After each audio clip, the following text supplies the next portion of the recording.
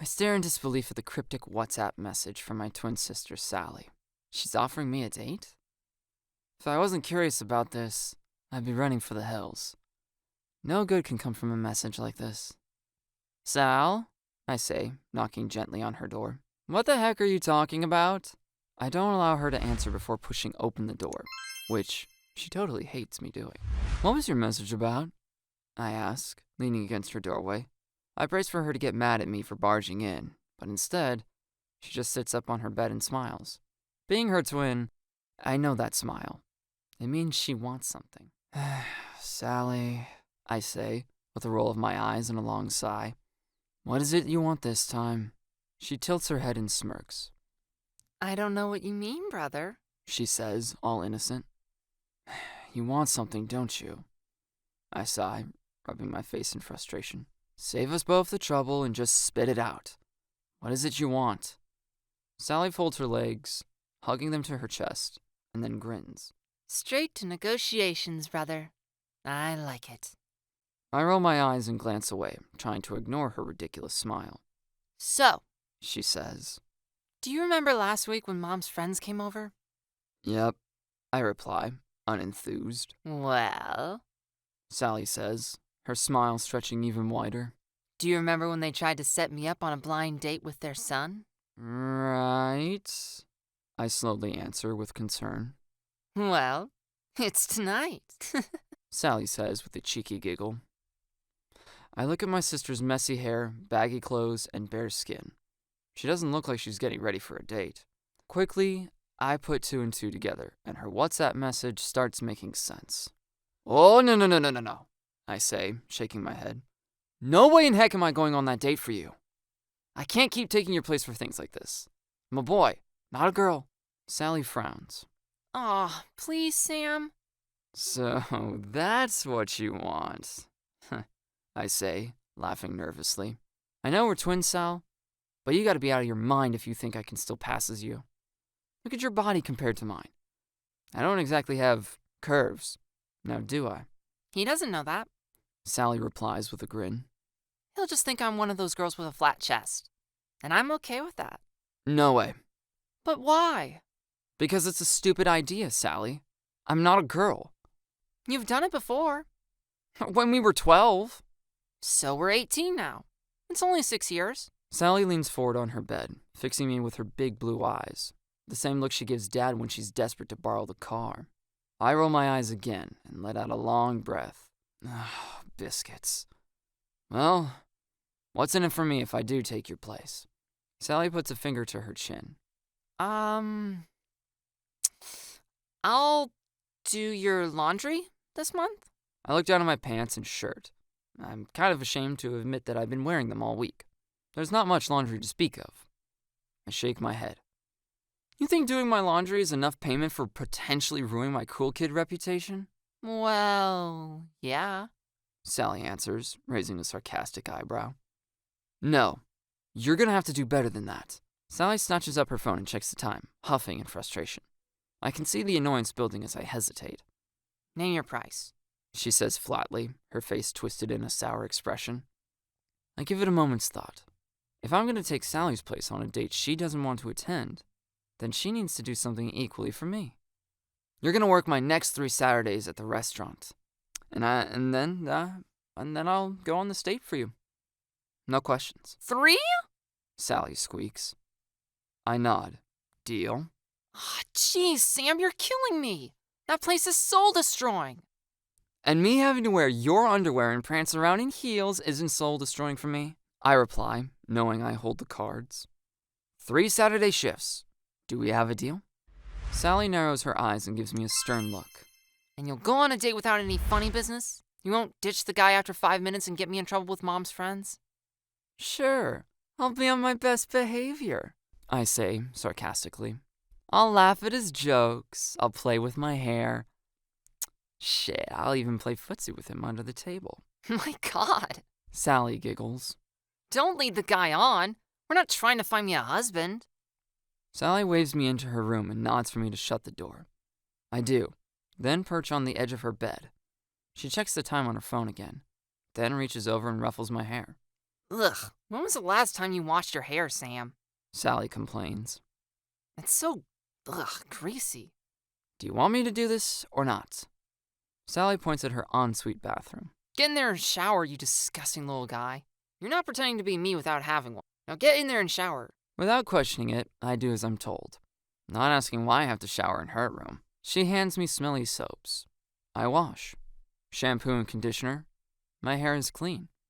A handful of razors and requests to shave my legs, arms, face, and chest. I keep shaving until my skin is raw and red. Getting out of the shower, my sister has left me stuff to change into. In a pile on the sink counter, she's left me her date night underwear, tights, and a pair of shorts. I guess she wants me to put this stuff on and then wear the shorts to cover my bulge. Holding up her black lacy thong, I can't help but wonder how many more times in my life Sally and I will end up in situations like this. I guess it comes with the territory of being identical twins. As I dry off, I slide into her underwear, surprised by how soft they feel. Even the lace against my skin isn't as uncomfortable as I expected. Having worn her bras before, that part's easy enough too. Matching, I say to my reflection, admiring myself wearing my sister's stuff. Balling up the tights, I lean against the sink and roll them up my freshly shaved legs. They go up past my privates and hug my flat stomach. Reaching for the gym shorts she's given me, I slide them up and leave her bathroom. I find Sally rummaging through her closet, looking at dresses. I clear my throat and ask, "Is this shave close enough?" Sally looks over her shoulder and smiles wide at what I'm wearing. Crazy. Crazy how you still fit so well in my stuff, Sam. How does it feel wearing a thong? I nod my head several times. It's okay. Sally tucks her hair behind one ear and looks away with a smile. So, what do you fancy wearing for my big blind date? I've got a few nice dresses. I prefer something that isn't too revealing, I reply. Remember, I don't have a chest like yours. Looking at her clothes hanging in the closet, Sally pulls out a burgundy-colored dress and shows it to me. The material looks pretty thick and expensive. I've got this halter neck you could wear. The skirt isn't too short and it's super cute on. What do you think? Sis, I say unenthusiastically, I'm really not that bothered. Just as long as at least it's comfortable and my, male bits aren't going to be obvious. She pulls out the dress and holds it against my body. Should fit, she says. Pulling it off the hanger, she hands it to me and gives me a broad smile. You know, Sam, you should probably go to the gym or something. If you're skinny enough to fit into my stuff, you're probably too skinny for a boy. Taking hold of the dress, I frown at her. So I'm a little skinny. Who cares? She narrows her eyes as I fumble with the dress. Is that why you don't have a girlfriend? Do the girls think you're too thin? She reaches up and touches my now clean hair. Well, it can't be your face, because you look like me, and I'm beautiful. Now that you've washed your hair, it's actually very lush. So it can't be that either. Maybe I'm just shy, Sally. I respond, annoyed she's trying to diagnose why I'm not a hit with the ladies. That or gay, Sally suggests honestly. I say nothing more as I struggle to figure out how the dress goes on.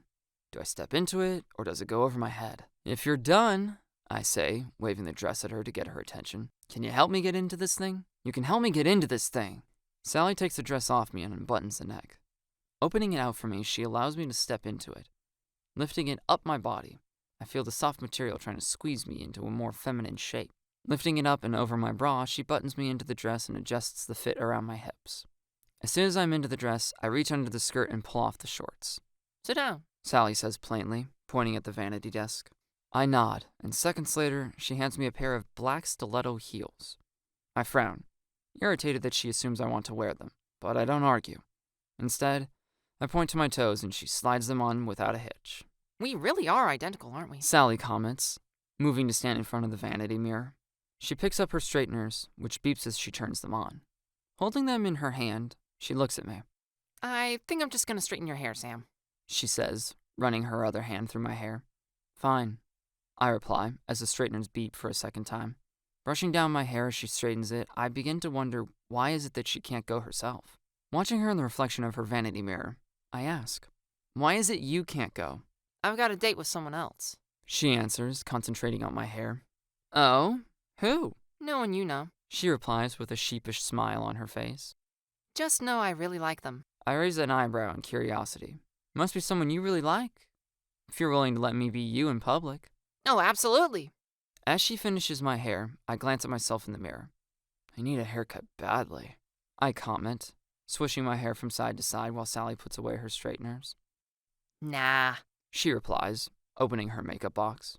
I like you with long hair. It suits you. Don't you mean it suits you? I say, teasing her. If I didn't have long hair, this whole plan of yours wouldn't really work. Sally doesn't reply, too focused on gathering the makeup she needs. Her expression is one of pure concentration as she begins rubbing creams onto my face. I've let her do my makeup so many times before that it doesn't really bother me anymore. I still flinch a little with the mascara, but honestly, who doesn't? After a while, my makeup is done. Sally grabs a few necklaces and bracelets, adding the finishing touches to my outfit. Then she hands me one of her small bags and asks me to dump the contents of my wallet into it. Standing awkwardly in her heels, I checked myself out in the mirror. With the dress, the heels, the makeup, and my hair, I don't see myself. Just a rough around the edges version of Sally staring back at me. Do the walk. Sally says to me, starting to do her own makeup in the mirror. She turns and watches me as I strut around her room, giving it some feminine attitude. Okay. She laughs. Don't go overboard with it. Can you still do that girly voice? Hello, I say, flicking my hair back. My name is Sally. I like sniffing my own pits. Sally drops a shoulder and lets out a long breath. I don't like smelling my pits, thank you. She replies. But yeah, you still got it. After another half hour of watching my sister do her hair and makeup, I hear my blind date pull up outside. Mom shouts up for Sally to come down. I know it's my time to shine. Gingerly, I make my way down the stairs in my sister's heels, catching a glance from Mom as I go. Samuel? She groans, folding her arms as she stands at the bottom of the stairs. I can't help but give her a big grin and a nod. Yeah, I say, giggling like a schoolgirl. Don't tell anyone, will ya? I can't believe you two are still doing the whole switcheroo thing. You're not 10 anymore, Sam. It was Sally's idea, I say, confessing my innocence. Wait, are you going on the date in her place? Nervous, I look away, having gone all shy. Yeah, I reply bashfully. Sally's got another date, and I'm assuming she didn't want to be rude to your friend's kids, so I'm going. Oh, but Leon is such a nice boy. Mom sighs, eyeing me up and down. Well, if you're going, just don't mess it up. Don't let him find out it's you, Sam. I won't hear the end of it if you do. I've got this, I reply, swishing my dress around my legs. Look how hot your son is, Mom. Are you proud? Yes, very, Mom replies sarcastically.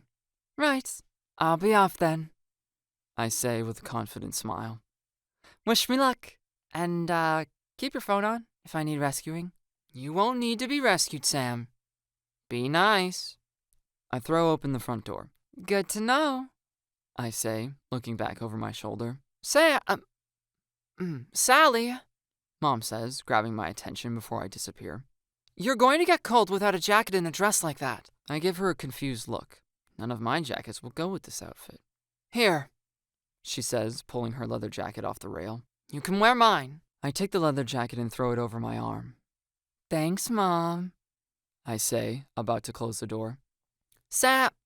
Sally, don't forget to check your makeup from time to time. It will fall off as you eat. Nodding as I close the door, I take my first step out of the house, dressed as my sister for the first time in a while. I glance down the driveway to see a large, posh, black car waiting for me. Striding down the path toward it, my heels make a racket with every step. As I get closer, a young but very tall man steps out of the car. His clothes look expensive, and his shirt is pressed to perfection. He runs around the front of his car to greet me. Even in my sister's heels, the guy stands a foot taller than me. He's massive. Sally?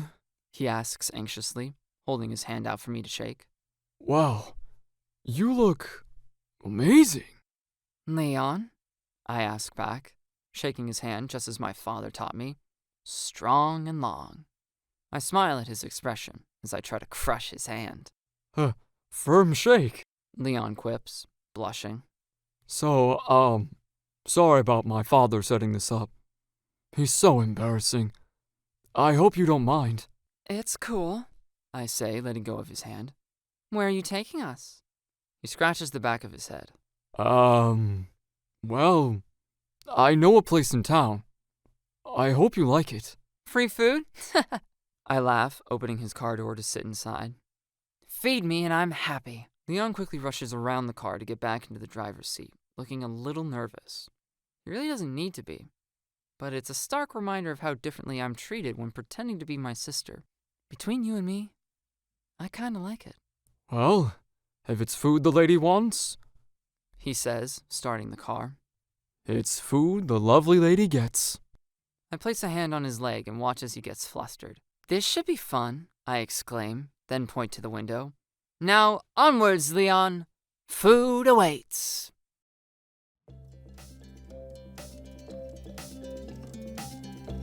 Thank you so very much for watching and making it all the way to the very end. If you've enjoyed the content, please consider supporting us on Patreon, where members get early access to all our content.